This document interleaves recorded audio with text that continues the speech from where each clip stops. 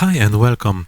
So this is I think it's the fifth part of music composition and not really music composition. It's music composition cleanup, where I want to show you how do I treat the final composition, how I'm trying to clean up the individual tracks, what I do for the individual tracks in the idea of obtaining a good sounding final mix.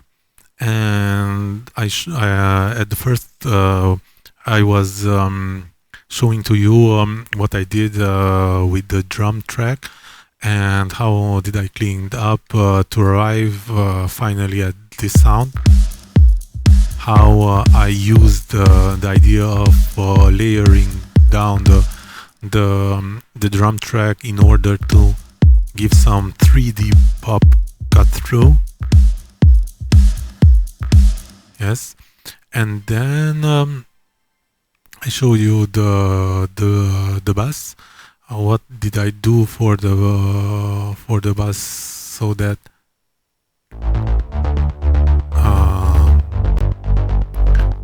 that finally it worked well, or it's working well with the drums. You know, with the sign, with the signal, and with the side chaining.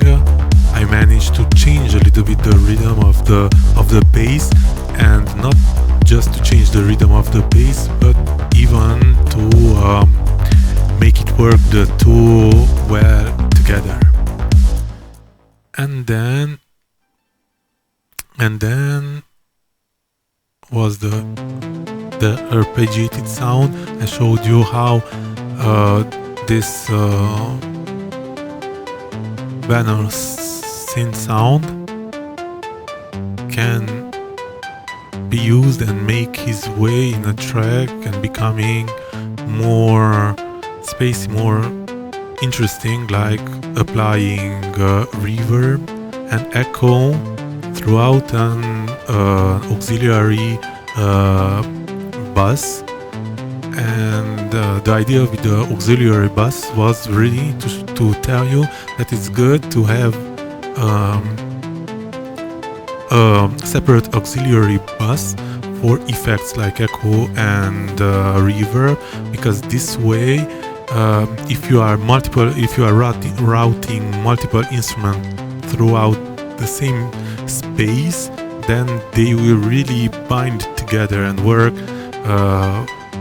quite nice, like for example the solo, because the solo, if we are cutting out the bass, see, it's not the same, but applying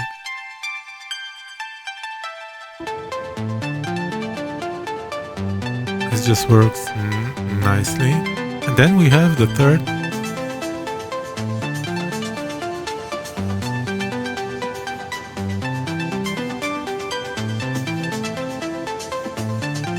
So today, let's speak about this one. Now this instrument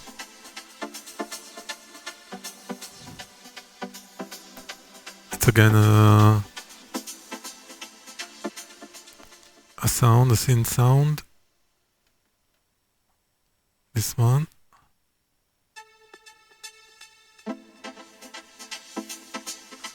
And I saw that I have EQ'd. Now the EQing, what is the importance of EQing? Well, first we can cut out if we want some kind of fragrances that maybe we do not like it or are not fitting in a composition, or it's not good in the sound. And secondly, it's cleaning up using just the fragrances for sounds that we really want, because as I cannot emphasize much that it's very important, as in space the sounds and frequencies are limited like this.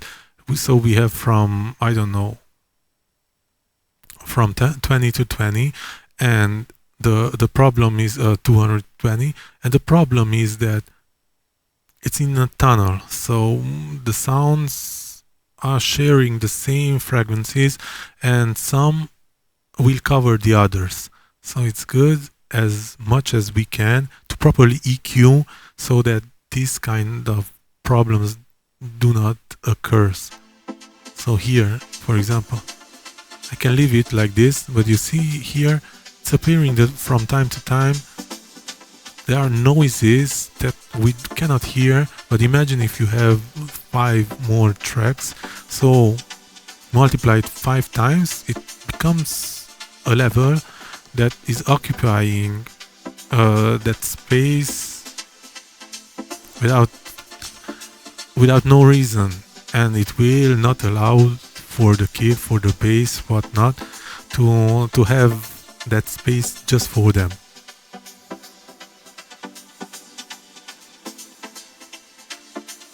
I do cut out, and in the high I really thought that this was enough for me. Sincerely, this is more than enough. I mean, I am at 5400.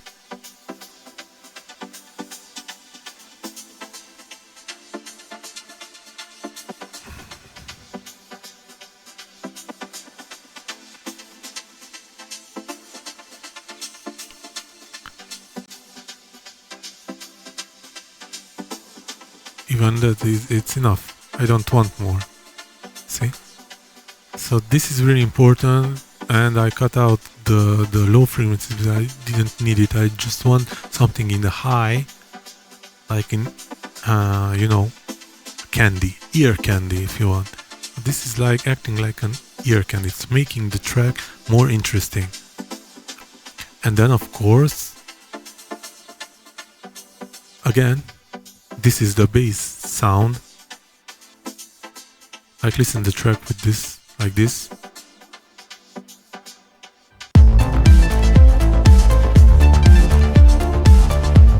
You can listen, you can hear something, but not that clear. And then this gives already a little bit of space. That's the reverb, right? Again, auxiliary bass, same thing. And then you have the echo. The echo is starting to move it from left to right, from right to left, right? So now, if we will listen in the composition.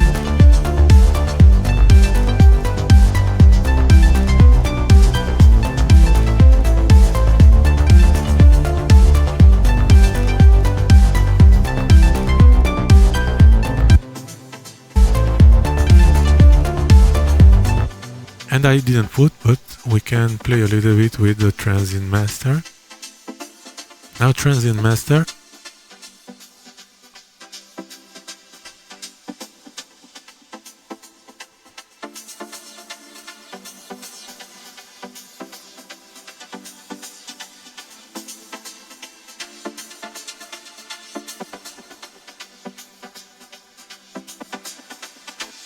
Listen.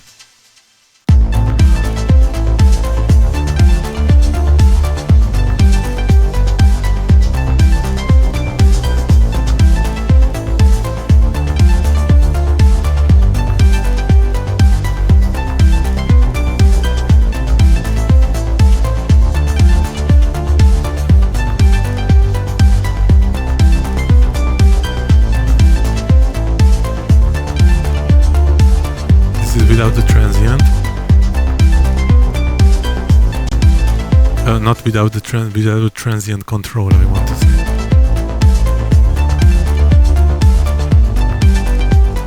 And now let's control a little bit the transients.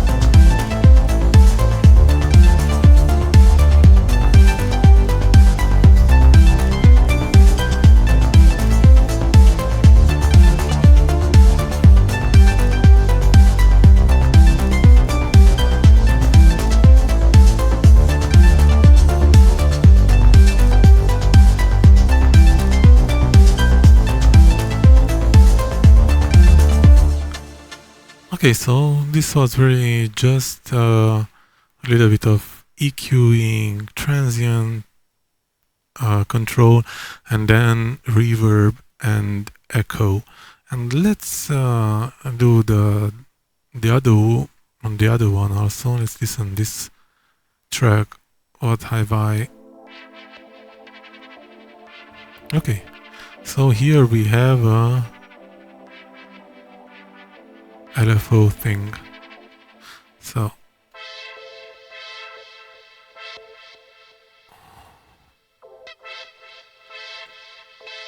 we have now this one. Let's listen to the original one. This is the sound.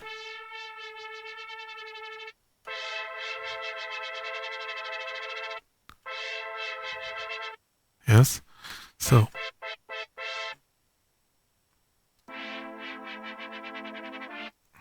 now frequency. So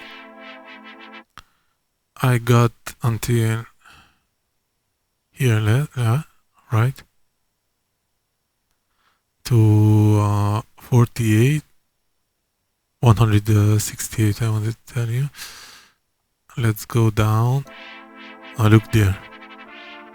You see? So again, this part, the low frequencies, we don't need. I don't want for this instrument, so I can leave it like this, no problem. I mean, no problem in the way that it sounds the same way. But in the composition, imagine if I have 3-4 instruments like this one, so we multiply this 3 times, tap. So we will have noise. We will have here noise that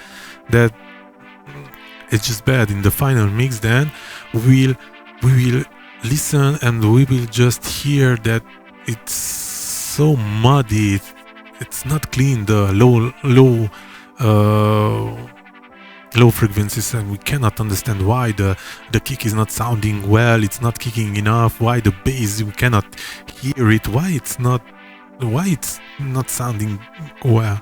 Well, because of this, if you are leaving this noise, I don't even know how to call it, it will just occupy space and frequencies for nothing. So let's cut back, and here this sound particularly, I think that it sits well in this range. So we can go up, but it doesn't do anything, you see. So I just listened and I thought to myself, okay, this range it's good, it's enough. And then always, because it's not the low part that I'm interested, I did a little bit cut out, if you want, cut down. That's it. Then I said to myself, okay, the sound is, this is the factory one, right? I mean, it's interesting what it's doing with the LFO, but still it's nothing special. So then here it comes, and you can try out and use whatever VSTs, plugins you wish. Try to modify, try to do something with the sound. And what I did, I used this one. This is the mini filter from Arturia. I think this was a free edition, but this is awesome. Really, you can do many things. And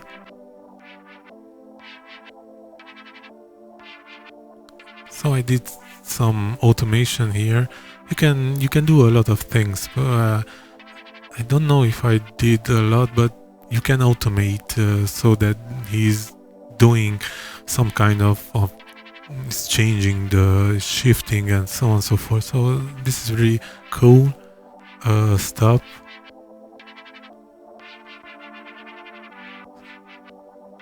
So it's just changing and following the rhythm of the track. And I said to myself, still it's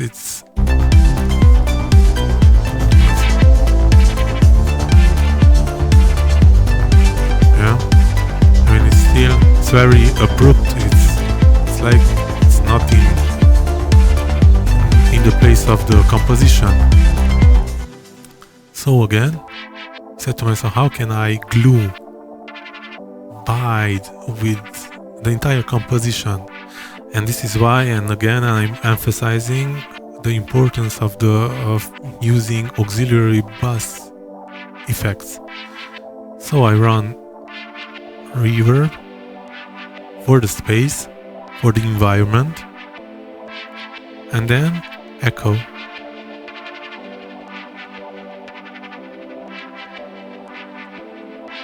And now it finds himself together with other instruments in the same environment, same place, and it's just different. See?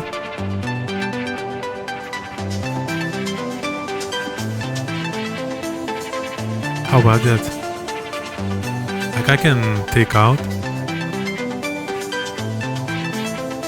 You see, you can you hear? If you can hear, then your hearing is perfect, and you're a very good artist.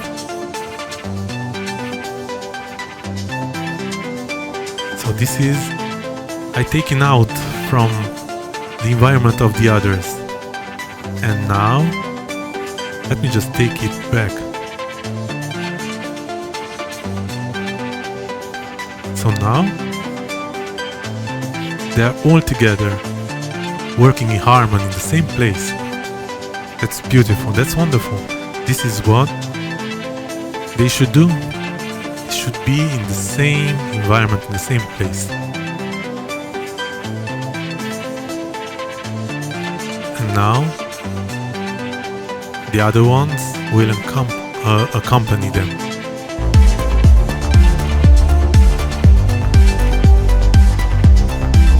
So now I can proceed to adjust the volume of this instrument.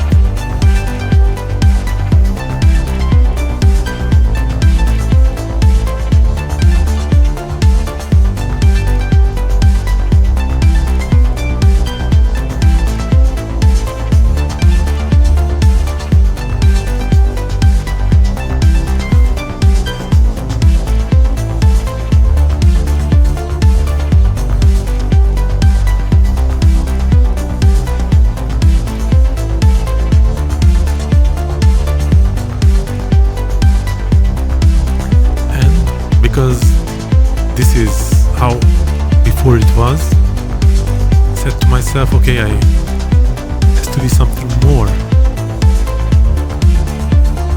so that flow remains or even accentuates. This is why I introduced the tambourine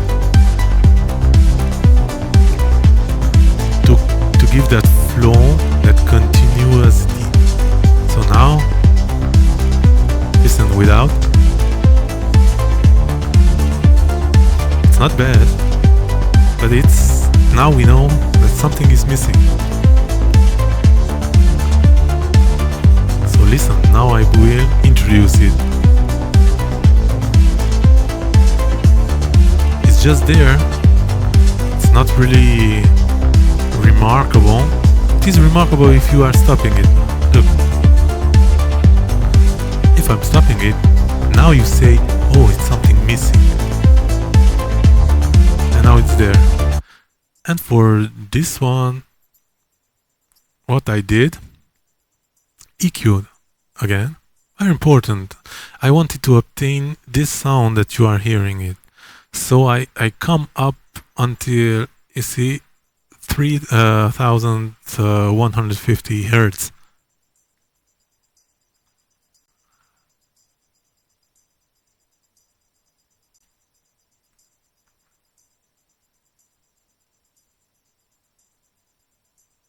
Because this is the sound that I wanted. So I limited this tambourine to this sound, because in the composition multiple times what you have to do is you have to listen.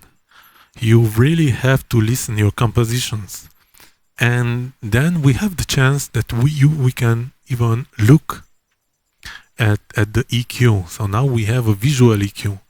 Before, if you see those analog EQs, well, the mixing engineers, what they are doing, they are listening. So please do not forget to listen. But then today we have the chance that beside of listening, we can visualize and we can even see. As I told you, for example, because if you are not a mixing engineer, a mastering engineer, then obviously you do not know those things that they do, because they have learned, because they have experimented, because they have done it, and they studied a lot, so they know automatically that, for example, for this instrument you don't have to leave it. Okay, now we have the chance, but even in the tambourine you can have some kind of noises down here at the, I don't know, 30, 50, 700 hertz. So in this case we do not have, but that's the difference between us and if somebody is really just a starter, and somebody that is his working environment. So the mixing master engineer, they automatically know. So on the analog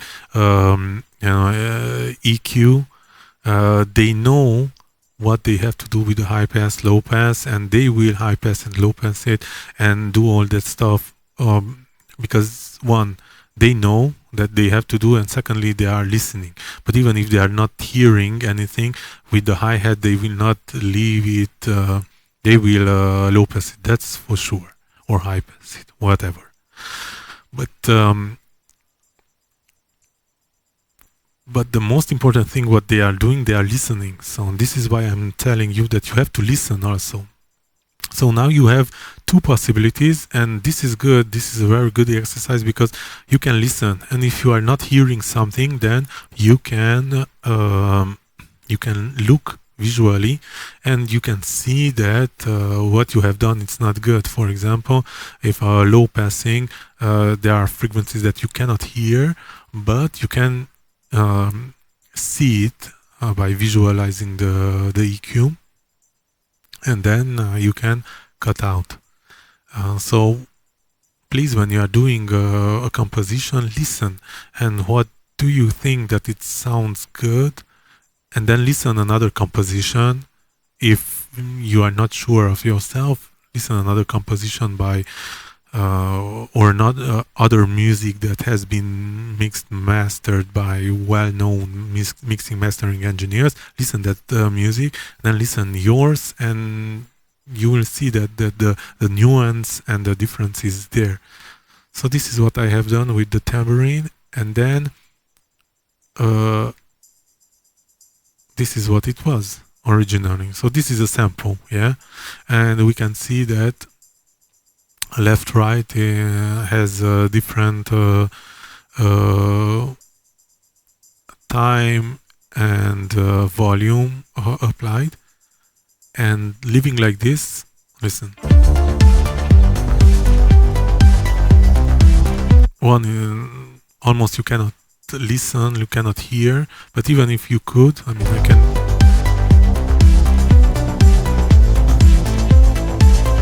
okay, we can leave it like this, right? I mean, no problem. Simply we can just leave it like this, but what we want in music composition, production, is introduce things that are really interesting, attractive, and will make the listener curious and interested in listening. So tambourine like this, okay, it's there. What can we do with this tambourine? So the tambourine is really becoming an interesting element to our composition. And this is where I introduced the stereo. This is again is just widening the track, widening out the track, so that now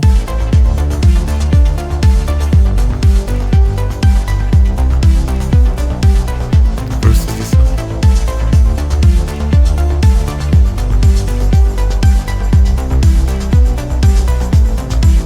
I mean, I could have left it like this, right? But no, I wanted something different.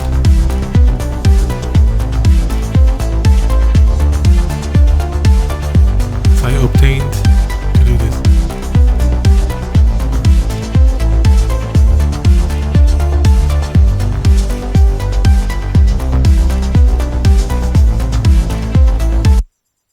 And even if you want even more, again, you can do with this transient master.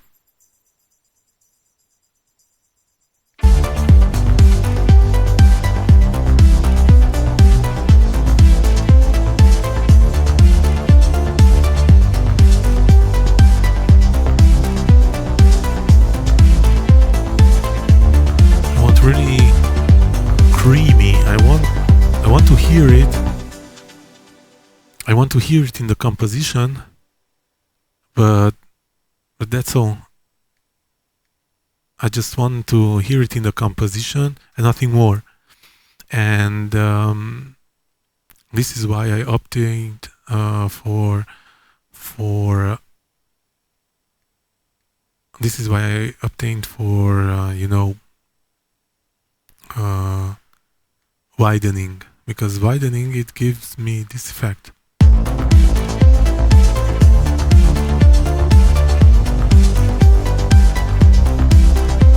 Without, I can listen here, the left side, more than in the right side. This is EQing a little bit, it's making more equal both sides.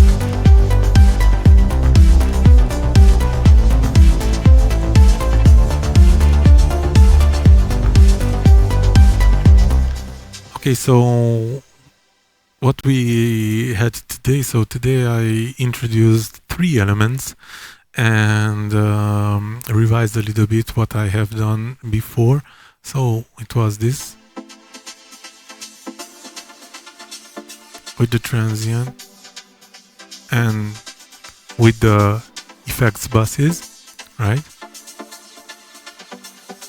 Then we have the second one. Started from, oh no, not here, wait, here,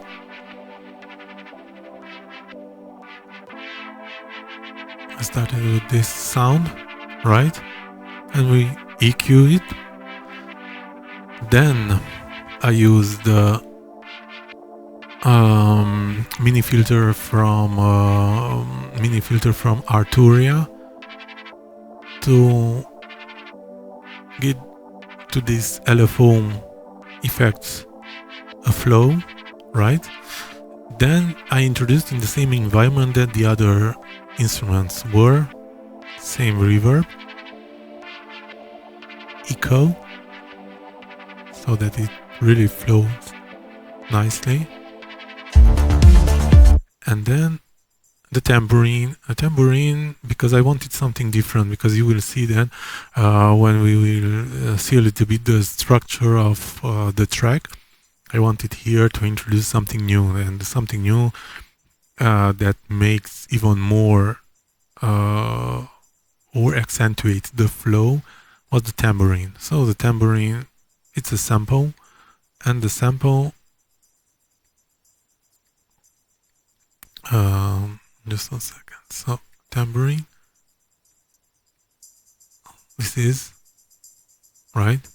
So I EQ'd, I just retained the part, the sound,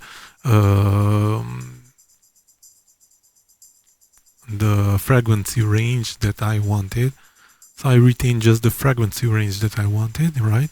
And then I mean, this is originally, it was recorded this way, so the left hand side it's more volume level, it's higher than the right one, and well, no, I see the rhythm is the same. So I listened in the track and I just didn't felt right. So I listened, right? And then I used KHS stereo. So this is just for widening, but there are so many other plugins that you can use. This one is a free one. It's doing the job. And so this is widening and it gives somehow the same thing. You can do mid-high levels. I left it in the mid-level and I opened the mid-level, and I was quite happy about the result. And then, well, today added the transient, and with the transient we have opened it up a little bit and cut back the attack, because I don't want, really, it's not for the attack, it's just to hear it and to accompany the track and make it even more, flowing even more, right? So the final is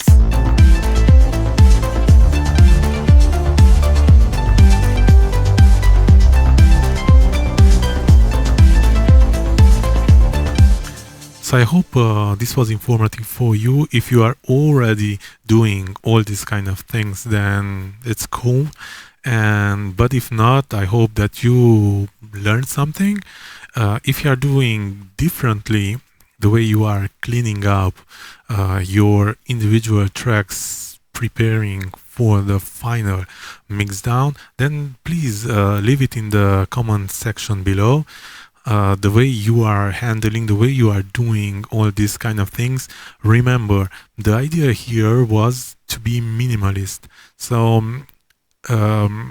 many times you can complicate. So it's very simple to complicate things. The more interesting is to simplify things, and by simplifying, try to arrive at the same results or even better than if you are complicating, like putting I don't know how many plugins on one individual track. And I cannot emphasize enough that if you were not using until today auxiliary buses tracks for reverb, echo, or even distortion and whatnot, try it out, because it's very important that you put the instruments that you are using for the composition at the end in the same environment. What it will help you in the composition, well, first, it will sound better, because putting echo and reverb on every individual composition can lead to chaos. That's for sure. Or the reverbs can be against one another, so it's not always a good idea. And the echo is the same thing and whatnot. But this way you can route in the same system, the same chamber, if you want, reverb, echo chamber instruments, so it will have a kind of gluing effect. And even you can control your reverb and echo individually, but at the master level also you can EQ even the reverb and echo, which you should do, and it will really glue your composition. So thank you for watching, and definitely see you next time. Bye.